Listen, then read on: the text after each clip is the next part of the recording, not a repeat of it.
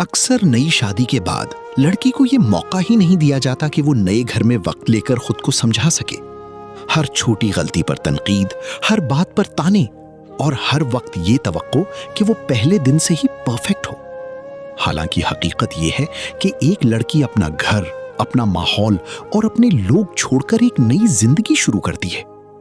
उसे समझने, सीखने और एडजस्ट होने के लिए मोहब्बत और सब्र की जरूरत होती है, ना कि सख्त रवैयों की।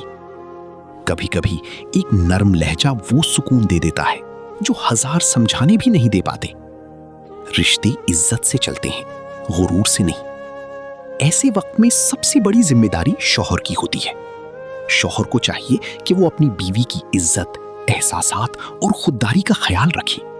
अगर घर में कोई गलत बात हो रही हो तो हिकमत और एहतराम के साथ अपनी बीवी के हक में खड़ा हो, क्योंकि जो मर्द अपनी बीवी को इज्जत नहीं दे सकता वो कभी अपने रिश्ते में सुकून भी पैदा नहीं कर सकता। औरत सिर्फ एक जिम्मेदारी नहीं बल्कि एक अमानत और इज्जत होती है।